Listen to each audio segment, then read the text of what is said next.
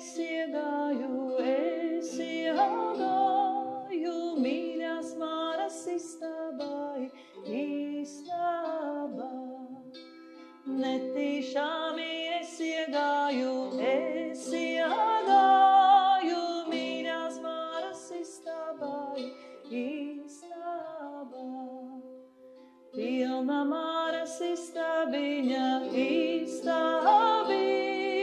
sīku mazu šūpulīšu.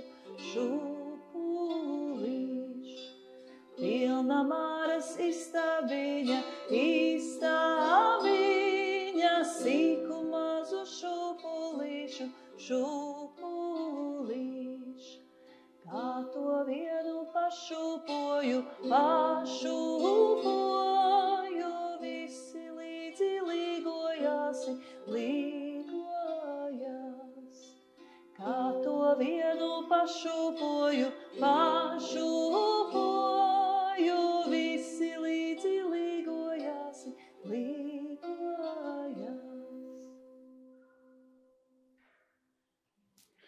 Lieliska pasaules kārtības dziesma. Ir tīpaši, ja mēs stādamies priekšā senos laikus, kad šie dziesmas vārdi ir tapuši, visas ēkas bija vienas istabas ēkas. Tātad telpa.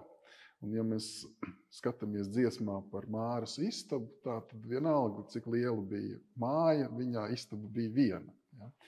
Tātad istaba moderni mēs šo vārdu varētu saprast kā telpu. Un kas tad ir Māras istaba, Māras telpa? Māra ir pasaules dieviete. Tātad Māra pārvalda pasauli visā viņas bagātībā un visā pilnībā. Gan pasaules materiālo daļu, gan arī pasaules nemateriālo daļu. Tātad skatoties kā lielu plānu šo Māras istabu, mēs varētu teikt, ka šī ir dziesma par pasauli, kur pasaulē ir ļoti daudz dažādu lietu, kā šūpulīši, kas tiek attēloti kā šūpulīši, un viņi visi ir savstarpēji saistīti. Tātad, ja es iekustinu vienu, tad šis iekustinātais process sev līdzi kustina visus citus pasaulīgos procesus.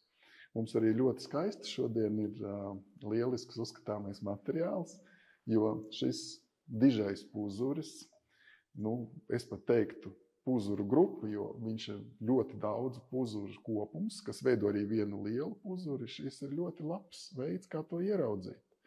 Tātad liels puzuris sastāv no daudziem maziem.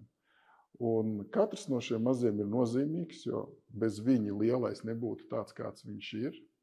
Un ja mēs iekustināsim jebkuru no viņiem, līdzi kustēsies viss lielais puzurs, ja viss lielais plāns. Jā, lūk. Un mēs varam redzēt dažādos ātrumos, dažādos virzienos, bet iekustās viss. Un šī dziesma ir lieliska pasaules kārtības noturēšanai.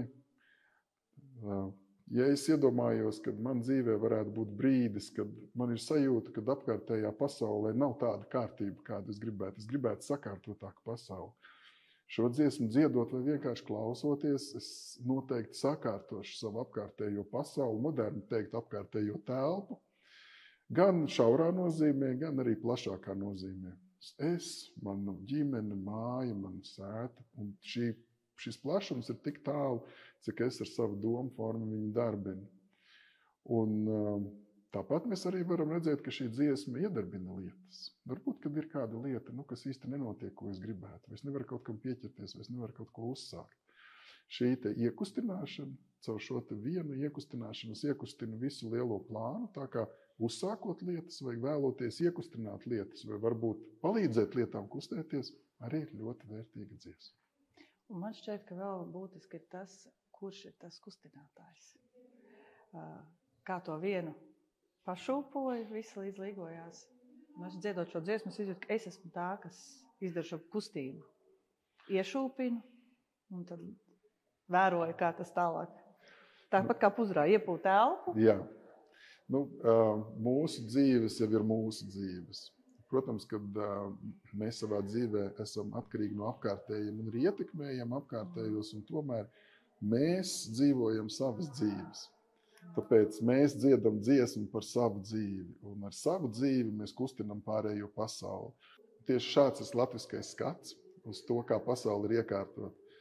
Jo reizēm cilvēki mēģina kaut kur tur tālumā kaut ko sakārtot un izdarīt, un brīnās, kāpēc īsti neizdodas.